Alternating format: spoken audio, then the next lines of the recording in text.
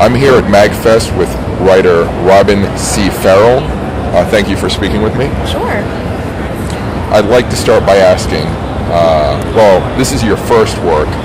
I was going to ask, is there a work here you're most proud of and why? But you said you also did a screenwriting for the piece, and then you converted it to a novel. So tell me about that. Yeah, well, my background is actually in filmmaking. That's actually what I went to college for. But I got interested in being creative I started as prose. And so this book is Resistance Rising, a genre wars novel, and it's my first novel. But and right now it's my only novel. But it's I'm really pretty proud of it. Mm-hmm. And it started as a screenplay, and then I adapted it into a prose novel. So tell me about the idea behind it. It actually started as an online film competition created by Ron Newcomb, who's a Virginia-based filmmaker, and that evolved into an independent web series called Genre Wars, and that's currently in post-production. But that evolved into this novel, which is a companion piece to the web series. Okay. And you were talking about the idea you're exploring is people with different roles and genres coming together. Yeah, the contest started as sort of a Deadliest Warrior kind of inspired thing of take two different genre types and personify them and have them fight each other. And the idea originally was to get independent filmmakers out and creating, and to kind of unify the sort of Virginia, the DMV, the DC, Maryland, Virginia filmmaker community together.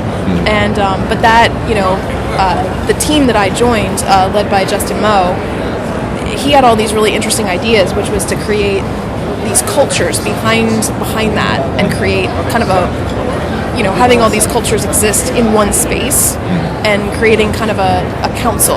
And that just got my imagination soaring. I just thought it was such an interesting concept to take these genre differences and think of them as cultural differences. I just thought that was such an interesting idea to actually and put so many in the same space, as opposed to just sci-fi and fantasy, or just steampunk and western, or this or that, have them all coexisting. So the basic premise of the story is that you have this world at war. Peace has been shattered between these different nations, quite literally, and the story then follows this group of characters from these different backgrounds trying to overcome their cultural differences and their cultural bias against one another to reclaim peace for their worlds. And so through that you get all these interesting battle sequences, these fight scenes and action, but then you also get these really charged character interactions and fierce banter between them, with a smattering of political intrigue. So it has a lot left over from the visual medium and from how it started, but it also really I really tried to take advantage of the prose and the different medium of the novel. So is it? You said it's a web series, or is it? It's in post production right now. Okay. Yeah. Okay. So not sure when it'll be finished, but yeah. But your novel is finished. Yeah, the novel's finished, and it is a standalone right now. It is a standalone novel. It could potentially continue into another book, potentially a series, but as a reader, I'm a pretty big reader as well. So I always like it if there is potentially a series that the first one still has a nice solid conclusion. Right. So I really tried to bring that to this. So it does conclude. It has a nice solid conclusion, but it could continue. Mm-hmm. And the title, I don't think we mentioned it, Resistance Rising, a genre wars novel. Yes. How do you know when a piece of writing is finished?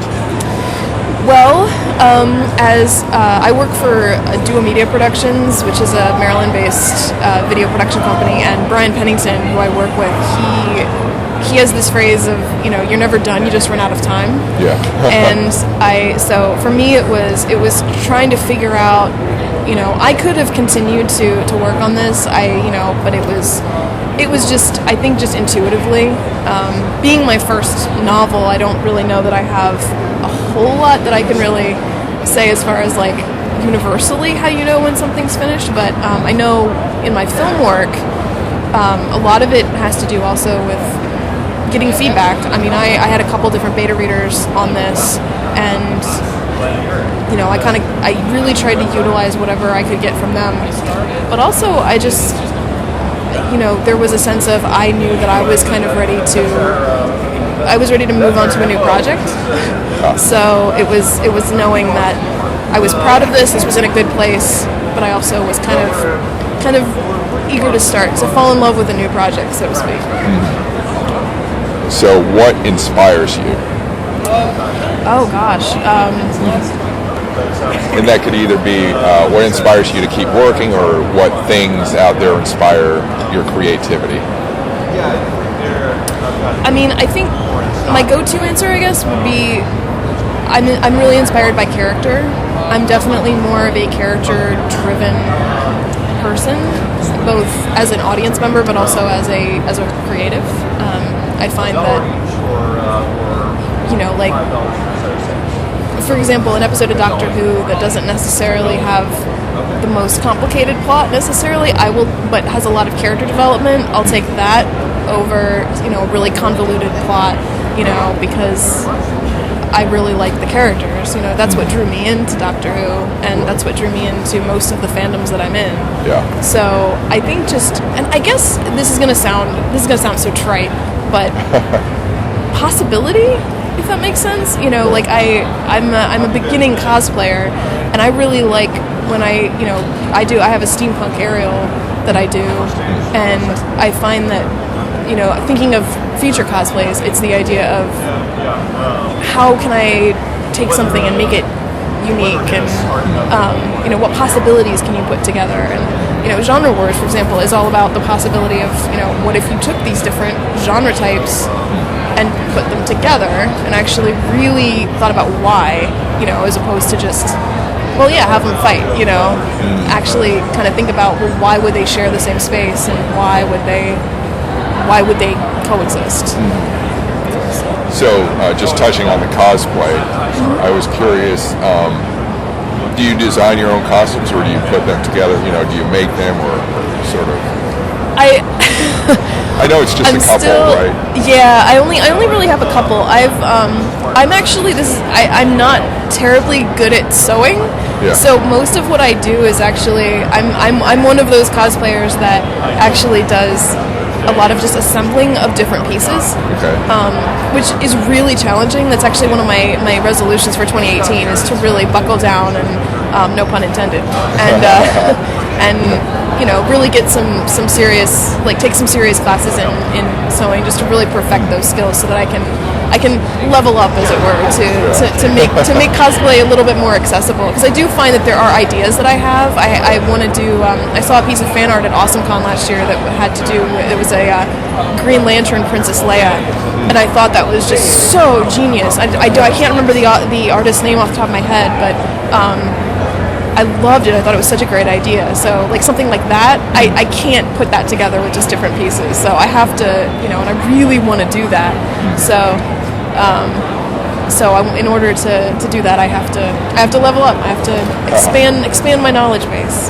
So how do you know, as far as your costumes, how do you know when those are finished? Do you need every piece in place, or are you?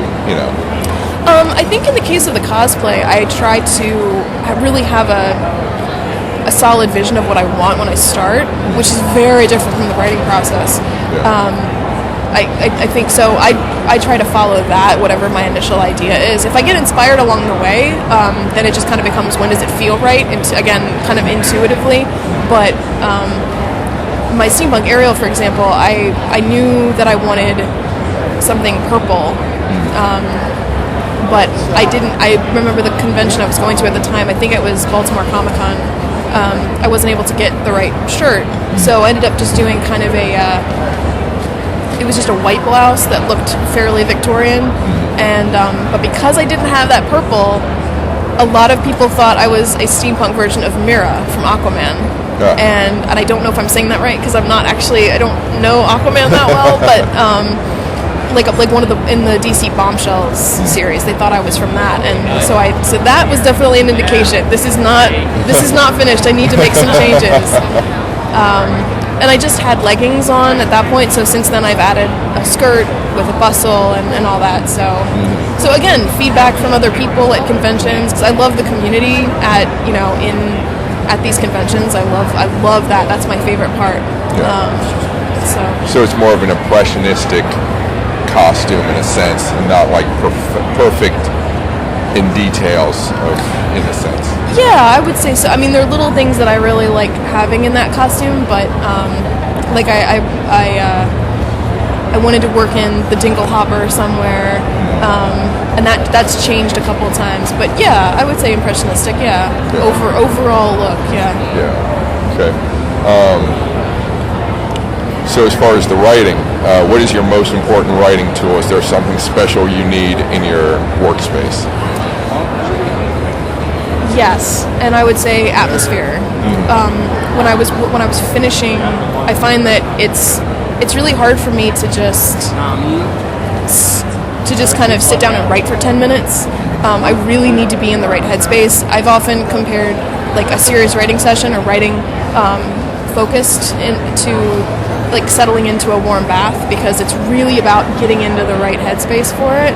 So I have trouble with and I think writing is different for everybody. So I've tried a lot of the suggestions of write for 10 minutes every day. I can't do it, because 10 minutes is, I'm barely starting to get into the tapping the surface. It's it's like turning on the hot water on a cold day. You need to let the pipes warm up, so to speak. so Yeah.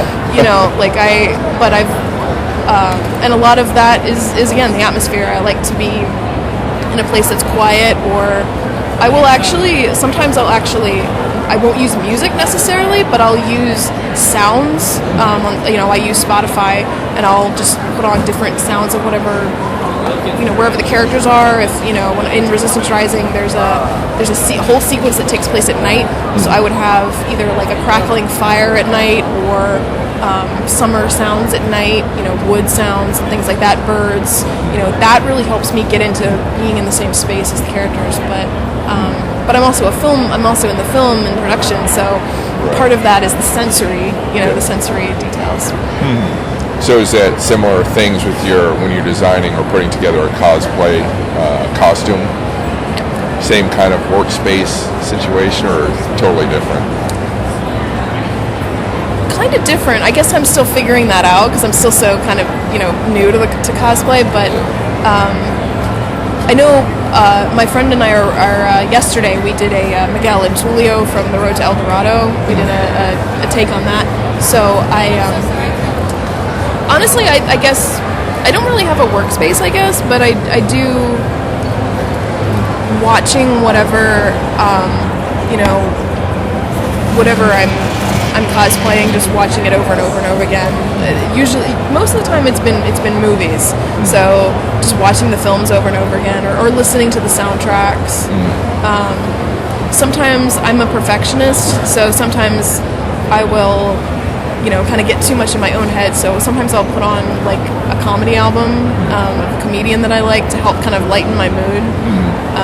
Or a podcast that especially one that I might have already listened to, an episode I've already listened to help kind of bring some levity, so I don't get too bogged down in, this is difficult, or I'm not good at, this isn't good enough yet, or I'm not skilled enough in this yet, or whatever. But no, I guess I'm still figuring that out. All right. Is there an element of writing you enjoy working with most, and why? I think for me, I enjoy it's really tough, but I enjoy the balance, going back and forth between the different mediums and figuring out how that works. And between the film version and what you're putting on paper. Yeah, the cinematic approach, the screenwriting approach versus the prose. Just because I remember I'd gotten away from prose for a long time. I was pretty much just doing film, and having to go back in and add in inner monologue was really tough because I wasn't used to it. Right. So I guess that I guess that even boils down more overall to just finding the voice and figuring out what the tone is in whatever medium I'm working in. So what about cosplay? What element there do you enjoy the most? And that could be either with the design or actually performing cosplay, being out there. I really like getting, I guess the performing, because I would classify myself as an extroverted introvert because I'm really very much an introvert, which is why it's so odd that I do cosplay, because it's very much putting yourself out there. Right. But I like being kind of really getting into the headspace of the character, whoever the steampunk Ariel, I've, whipped up a whole, alternate storyline for why she's, why she's in, human form or, and stuff. And, no one will ever know that but me. Yeah. But, I guess because I'm a writer, I like thinking about the story behind things. So, kind of getting to be that character for a while is really fun. Well, can you tell me like any quick backstory for her? Just any little tidbits? My thought was that sort of in an alternate approach, Ariel somehow got a hold of the trident and defeated Ursula herself. So, which is why, because I carry around a trident, so that's why she has it, and because of that, she Triton named her heir to Atlantica. So. Someone asked me at one point, they said, well, what about Eric? And I said, well, she and Eric kind of co-rule, and because she has the trident, she is able to turn herself into a human and into a mermaid at her leisure. Yeah. So she's able to kind of be in best of both worlds kind of thing. Independent. Exactly. And people question that. They're like, wait a minute. Yeah. Something's wrong. Well, I mean, I actually I think the few friends that I've told that to are kind of like, that's kind of neat, because then she doesn't get married at 16. So yeah, which is kind of nice to hear that, like, oh yeah, I like that. How did you start writing, and why do you write? I've always been really into just books and storytelling. I remember when I really like adaptation, so I've always found that fascinating, both from a book standpoint, but also like book to film, and just across the board. So I remember the first story I wrote I was in 6th grade, and it was a mystery story. I've actually been trying to find that original, that first thing I wrote recently, and I can't find it. And I'm hoping it's around somewhere. I don't know. It just kind of. I would classify myself as a pantser, as a writer. I write by the seat of my pants, because I don't really follow a formula in a lot of ways. I just kind of sit down and it comes out, and that was kind of how I got started. An idea hit me, and I just started writing. There wasn't a lot of thought involved. It was just there it was, and then I've been honing it ever since. And now the cosplay. How did you start? I don't know if you've gone into detail about how you started. I was always really into Halloween. My mom was a big influence in that regard. She would always get really she and I would team up, and she would make my costumes every year. So when I was in elementary school and middle school, I was I tended to have the best costume because it was really intricate, and because a lot of times I'm super sensitive to cold, so we always went out of our way to try to make sure that I'd be warm. So that, I think, was what kind of prompted the creating specific costumes to whatever we were trying to, manipulating whatever the look was. I was Belle one year for Halloween, and it was the ballroom dress, and she has she's just basically sleeveless dress, and it's it's the end of October, it's cold. Yeah. So we came up with some alternate looks for that, and then as I got older, trick-or-treating became, not only was it not, quote, cool anymore, but it also wasn't really as fun as it used to be, so I was kind of looking for a new way to kind of experience that dressing up and that creativity of putting a costume together. Right. And going out and being in a community, because to me that was a big part of the fun of trick-or-treating as a kid, was having that interaction with other kids in costume, and having people at the door say, oh, I love your costume, So I was just out of college, and I started getting I was making some friends post college, and they were into cosplay, and it was this sort of, the choir singing started, and I went, oh, there's this whole other way I can do that, and as an adult, and that was cool. Yeah. So in your writing, are you very do you talk about the outfits of your characters much? Do you focus on that a lot? That's a really good question. I would never think of that. I'm not entirely sure. I think to some degree, at least with this story, with Resistance Rising, because there is such an emphasis on how the cultures are so different, there's a little bit of that. There's a mech pilot, so I talk about his armor and things like that.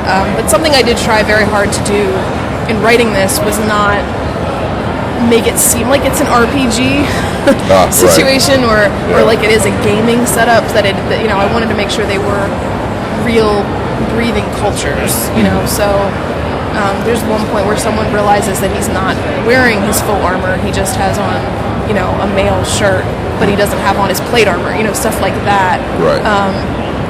So I don't think so necessarily. They feel kind of independent, but maybe, I don't know, someone would have to read the book and tell me. Yeah a lot of details about color and but I'm also a filmmaker, so I think visually anyway, so... Yeah, that's what I'm wondering. Yeah, probably. How did your first professional success, say at filmmaking, and define that however you want, when you really feel like you made it, how did that change your process? I think I would probably, for me, my biggest personal success was being able to do what I love full time. Like I said, I'm a video editor, and working full time professionally in my chosen field. It's such a privilege to be able to do that. And I think for me on a personal level, that was just very validating in terms of the creative side of who I am. It's viable. It's something I can do. I can make a living doing it. When I have trouble taking praise a lot of the time, just in terms of accepting that, that my editing skills are good, so I'm working on how to accept praise a lot of the time.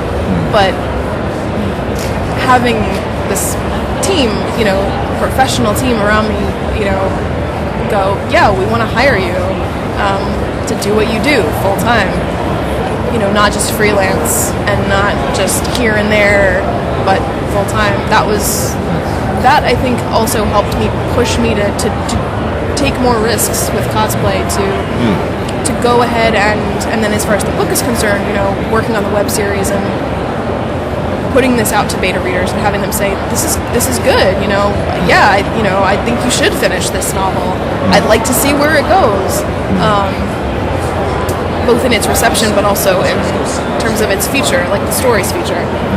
That just it's very, like I said, it's very validating. So do you think, does that mean you're more willing to take risks now that you feel like your stuff is good for, people enjoy it, Yeah, just being here at Magfest, just, having this table, I wasn't sure, is this even worth doing? I don't know, but, having people read the book and tell me they enjoy it, that's pretty great. And I think it pushes me to do stuff like this. What role does the writer, actually I'll ask both, what role does the writer and the cosplayer have in society? Well, I think storytelling takes a lot of different forms, so I think, we always need escapism, but we always need hard looks at truths of our society, reflection back at ourselves, and I think that it's important to have both. And so I think there's always going to be some form of that, no matter where. I think a lot of times, especially in fantasy, it is mostly seen as escapism, but I think a lot of times you get high escapism, which is self-reflective, and I think we need that. I don't think that escapism is a bad thing. And I think fan culture, which sort of overlaps with cosplay, I think it is changing in that it's becoming more mainstream, but I think just in general it's becoming more acceptable. You know, there's the stigma around fan culture and fandom and cosplay, I think, is starting to ebb away a little bit, which I think is fantastic. And I think we're seeing a real change in that. And I think that's wonderful, because I think cosplay and fan culture, it isn't just something that millennials can do. You know, I love seeing all the different generations that are here at these conventions, you know, and I think people outside of cosplay culture and, you know, fandom culture don't necessarily realize that. And I really like that, you know. So I think we're seeing a big shift right now in what exactly those roles are. And you said, and I guess also in your novel, you discuss how different cultures deal with each other. So I guess you're also, it would seem that you would think that your role also is to provide messages or understanding of some kind. I didn't necessarily set out to do that on purpose. Yeah. But I think just because of, you know, what we've got going on just in our own world, it came out. Okay. And but like I said, I found that really interesting to kind of look at. Yeah, what if you did put these different cultures? What if you took these different genres and thought of them as cultures?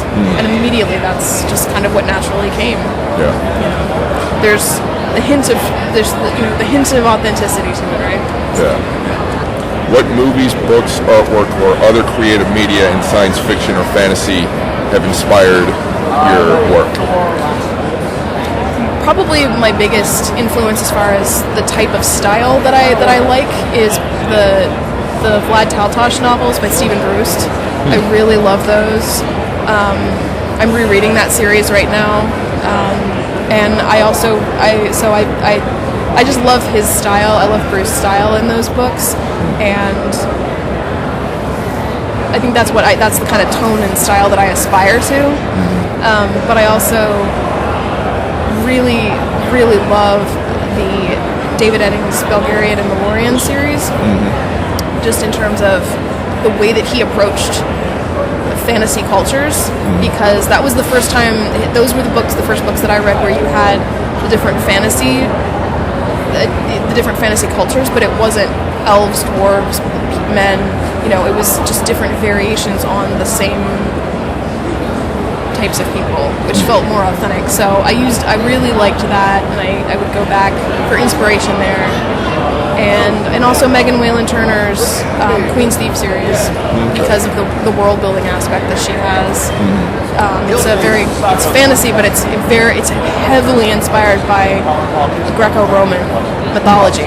So, which I feel like in traditional fantasy you don't see that as often. It's usually more your English, more Christian, more monotheistic as opposed to polytheistic, and it's just, the culture in that is so thorough. It's beautiful. I love it. That's a good point, though. Interesting. Yeah. It's really good. Highly recommend it. All right. Is there something, so we'll do writing and cosplay, is there something you'd especially like to write but haven't done so yet, and what is it? With writing, I would say I've just barely scratched the surface, like just doing it more, you know. Finishing this first novel was a pretty big goal, you know. My 11-year-old self is very happy. As far as cosplay goes, I've got, you know, a couple different goals that I'd love to accomplish at some point, like I was saying earlier.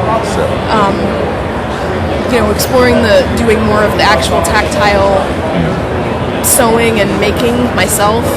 That's a pretty big thing I'd like to tackle. So when you just to touch on the film, you said you studied filmmaking. What part of filmmaking did you like the most? The creating the films, or like the props, sets, talent, you know, all that? Obviously I'm a writer, so I enjoy the pre-production, the development side of things. When working on the web series, I realized that I actually have a pretty solid knack for production management, so that's something I'm trying to explore more. But and then obviously going out into the professional side of things, the professional world, I thought I would, you know, they drill into you in film school about production, you know, try to get freelance production, but I found that for me, really where I was able to get a lot of work was both as a script supervisor, which is on production, but also in the editing. And then that's what I do. So that was kind of a journey figuring that out. But I think both on the pre-production and the post-production side of things, it comes down to story. I'm not a visual effects editor. I can do that, and I'm continuing to learn that. But I'm really a story editor. So yeah, I think it's writing and it's editing, which I think then translates to to the writing side too. Right. Well, where can they find your novel online? So the novel is available on Amazon. Again, the title is Resistance Rising, a genre wars novel, and there's links to it on my website, which is robincfarrell.com. And I've got all my social media stuff on there. There's on my website too. There's lots of behind-the-scenes footage of how we made the series and the development of the series, and which I put all those together because I'm an editor. Right. There's interviews with me and Justin Moe, who I co-wrote the story with and did the series with, and there's more information about the cover artist, Anna Marie C. Mickey, and I love the cover art. So I love it. It's so great, and yeah, it's really good. Yeah, so pretty much everything can be found on my website. Robin C. Farrell. I'll spell that for the listeners. It's ROBINCFARRELL.com. Yep. Right? Okay. That's correct. Well, thank you for speaking with me. Absolutely, thank you. Please visit chrisalvarez.com for more cool stuff. You can also find my website and social media information in the podcast show notes. Thanks for listening and keep imagining the future.